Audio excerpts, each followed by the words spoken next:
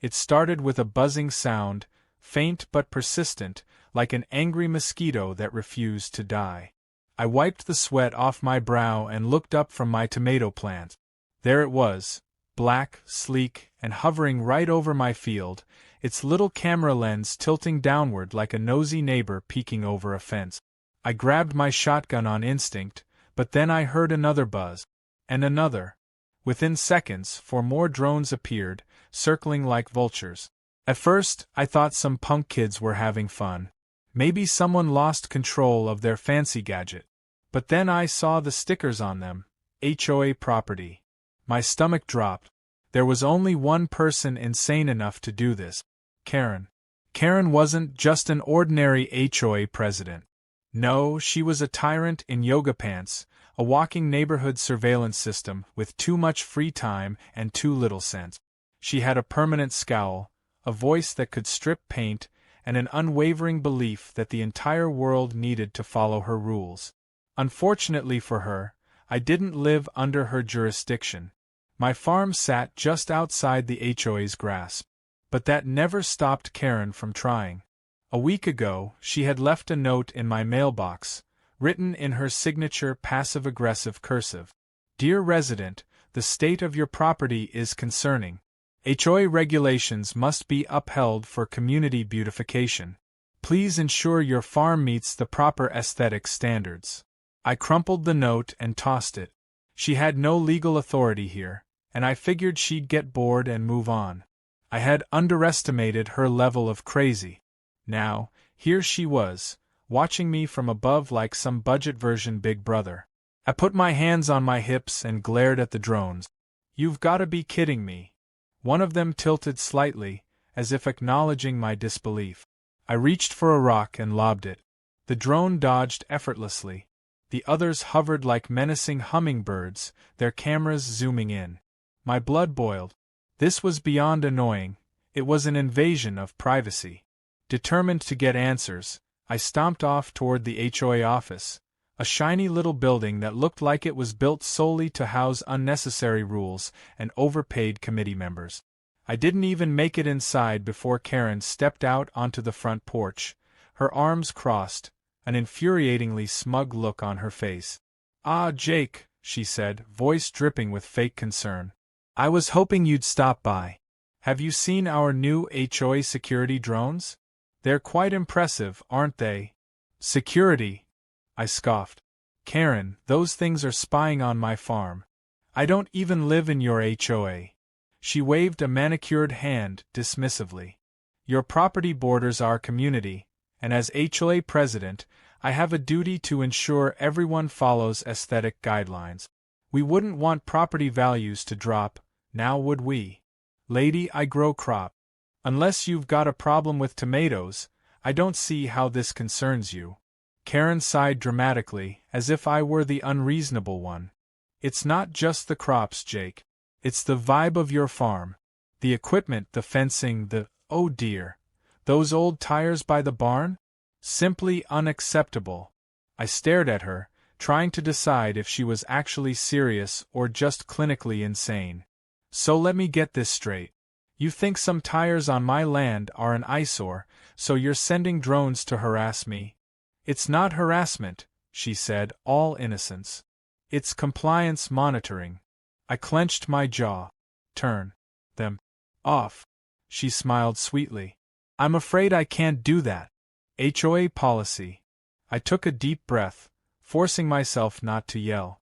"Let me explain something to you, Karen. You don't own my land. You don't control what I do. And if those drones keep coming, they're gonna start dropping out of the sky real fast." Her eyes narrowed. "Are you threatening HOA property?" I grinned. "Nope. Just warning you." She gave a huff, spun on her heel, and marched back inside, slamming the door behind her. I stood there for a moment, fists clenched, trying to figure out my next move. This wasn't over. Not by a long shot. By the time I got home, the drones were still there. If anything, they seemed closer, hovering just a few feet above my crops. I grabbed my phone, did a quick search, and smirked. It was time to fight back. The next morning, I paid a visit to my neighbor, Earl, a retired Air Force engineer with a workshop full of gadgets that technically shouldn't be legal. When I told him about the drones, he let out a deep chuckle. "She's using consumer-grade surveillance toys," he said. "Nothing fancy. You could take 'em down with a rock if you're lucky." "Tried that," I admitted.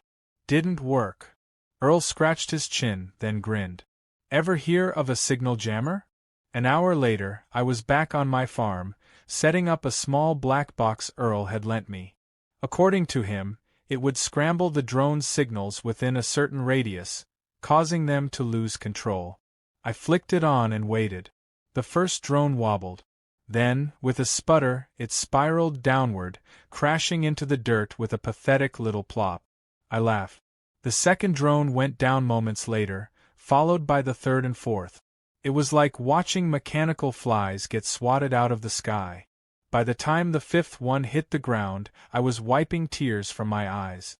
The next morning, Karen was back. This time, she didn't bother with pleasantries. She stormed onto my land, red-faced and furious, her phone clutched in her hand like a weapon. "You," she screeched. "You destroyed HOA property." I smirked. "You mean the illegal surveillance drones?" "Yeah, they had a little malfunction." Her jaw tightened. "Do you have any idea how much those cost?" "Nope. Don't care." She took a deep breath, visibly trying to contain her rage. "This isn't over. You will be hearing from the HOA's legal team." "Good luck with that," I said. "Because last I checked, spying on private property is illegal. But hey, maybe your lawyers will love explaining why you were filming my land without permission." Karen opened her mouth, then shut it again. For the first time, she looked unsure. I could almost see the wheels turning in her head, trying to figure out her next move. I smiled, knowing full well what was coming next. Karen wasn't the type to give up. No, this was just the beginning. And if she wanted a war, I was more than ready to fight. Earl handed me a beer as we sat on his porch, watching the sunset over the field. The first round of drones had been easy enough to take down, but we both knew Karen wouldn't stop there. She was too stubborn, too obsessed with control to let it go. Sure enough, as I took a sip, my phone buzzed. A notification from my outdoor cameras. More drones. Bigger ones. I let out a groan. She upgraded. Earl chuckled, shaking his head. Figured she would. Probably went crying to her HOA board about her damaged property. I bet she convinced them to double the budget. I stared at the screen. The new drones hovered higher than before, out of easy reach. Their movements were smoother, more deliberate. These weren't cheap consumer-grade models. Karen had gone all out. "She's gonna keep pushing," I muttered. "I need to shut this down before she gets it in her head to start flying those things inside my damn house." Earl took a long sip of his beer before grinning. "Then it's time to step up our game." The next morning, I set up a few more jammers around the property. Earl had given me a stronger model, one designed to cover a larger radius. I placed one near the barn, another by the chicken coop, and one in the middle of the field. If Karen wanted to keep playing, she was about to lose big. The first drone appeared just after noon. It hovered cautiously, as if testing the waters. Then, another joined it. Within minutes, 3 more arrived, circling like mechanical hawks. I turned on the jammers, crossed my arms, and waited. The results were immediate. One drone wobbled violently, then spun out of control, plummeting straight into my cornfield. The second one jerked to the left, its camera tilting wildly before it careened into a fence post. The third dropped so fast it looked like someone had swatted it with an invisible hand. By the time the fourth and fifth went down, I was grinning ear to ear. Then I heard the shouting. I turned to see Karen storming up my driveway, her face redder than a sunburnt tomato. She was waving her phone like it was some kind of legal weapon, her voice shrill with fury. "You absolute menace," she screeched. "You think you can just destroy HOA property without consequences?" I leaned against the fence, looking unimpressed. "Your property was trespassing." Again. She stomped her foot. "Those drones are legally authorized surveillance equipment. I raised an eyebrow. Authorized by who? You? Because last I checked, you don't have jurisdiction over my land. Karen took a deep breath, clearly trying to regain some composure. This is about community standards, Jake. Your farm is an eyesore. It brings down property values. I laughed. An eyesore? Lady, this is a farm. Farms have dirt. Farms have equipment.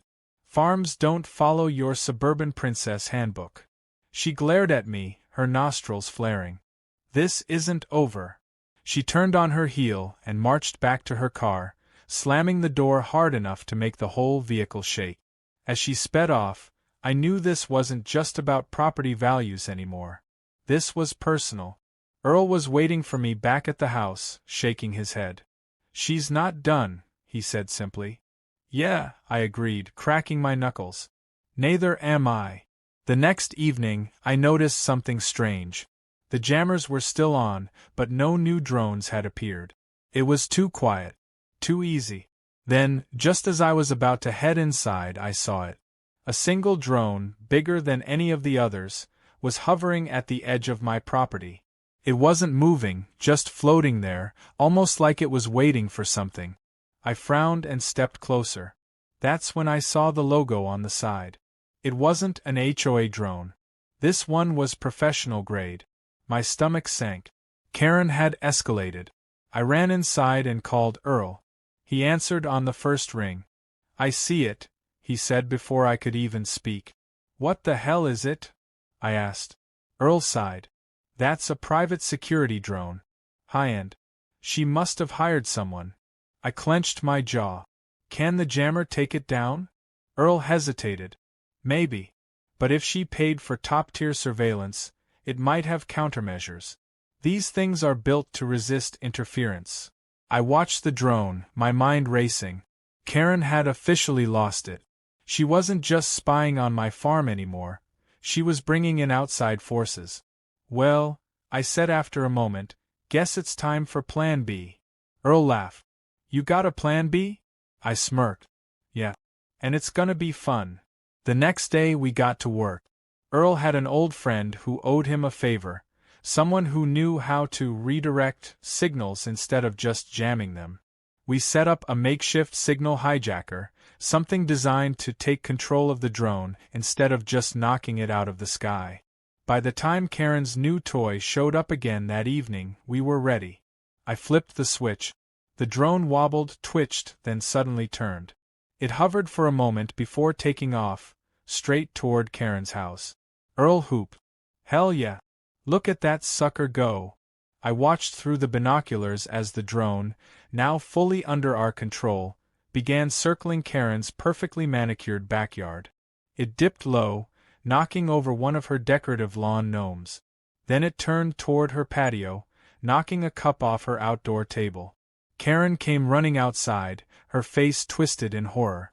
She started waving her arms, trying to shoo it away like an angry goose. But we weren't done yet. With a quick adjustment, Earl sent the drone straight into her swimming pool. The splash was glorious.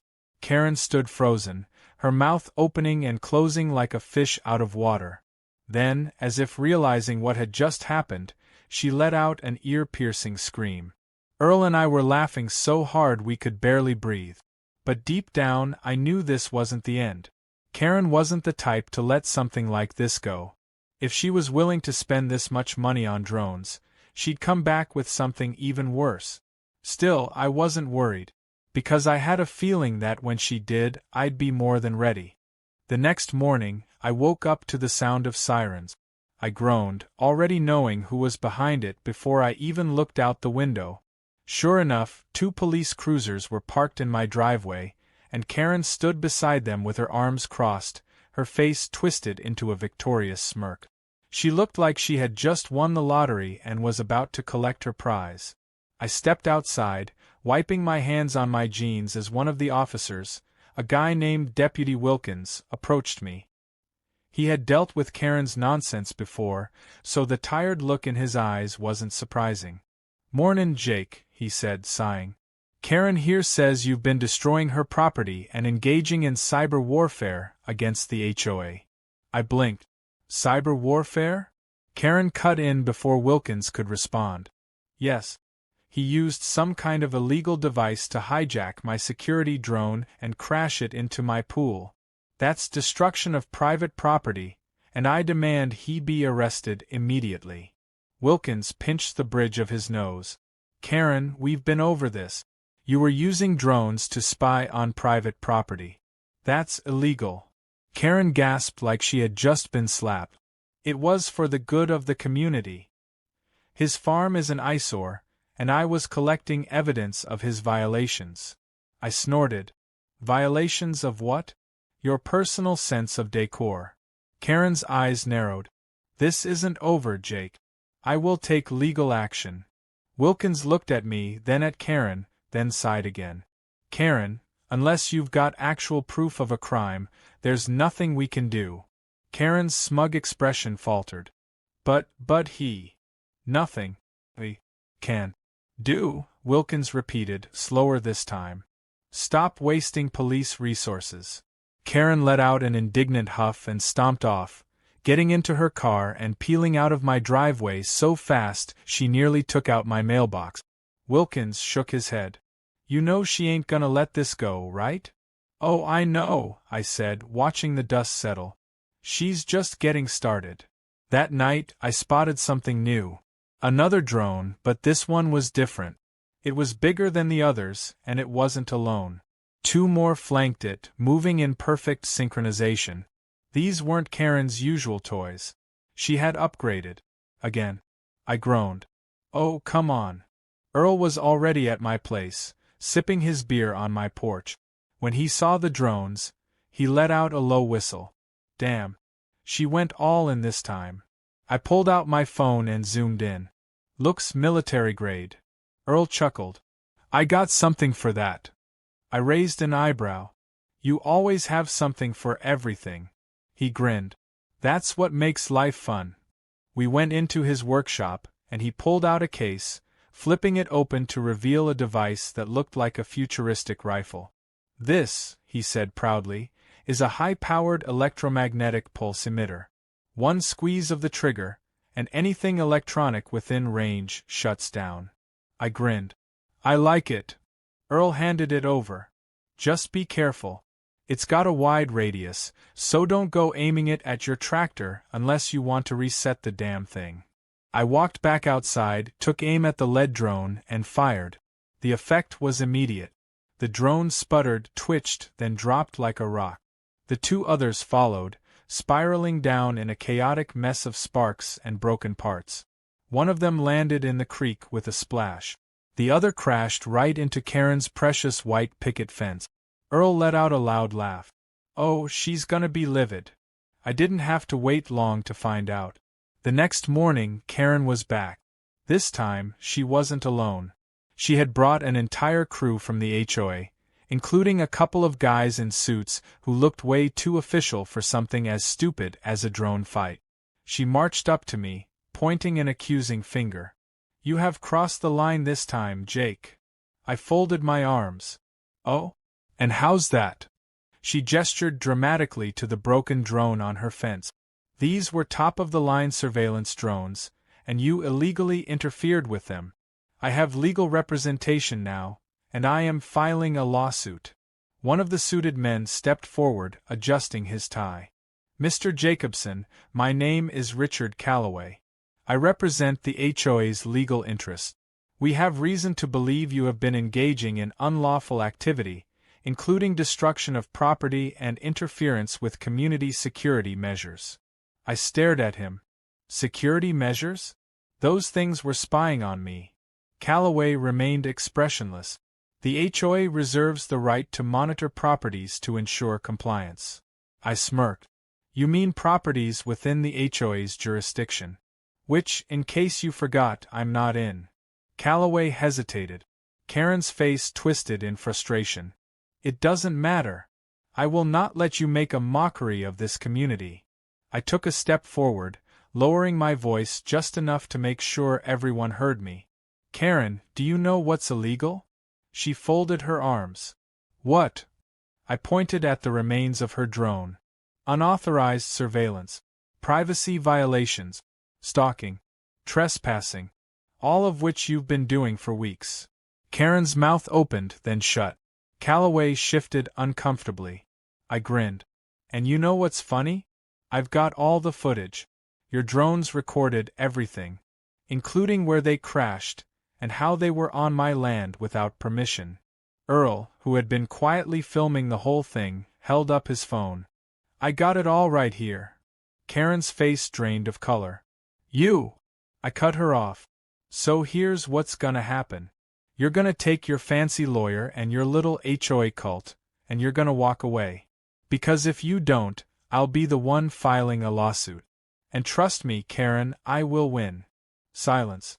Karen's hands trembled as she clenched her fists. The HOA board members whispered among themselves. Calloway cleared his throat. I believe it would be in everyone's best interest to avoid further legal disputes. Karen turned on him, eyes blazing. You work for me. You're supposed to be on my side. Calloway adjusted his tie. I represent the HOA.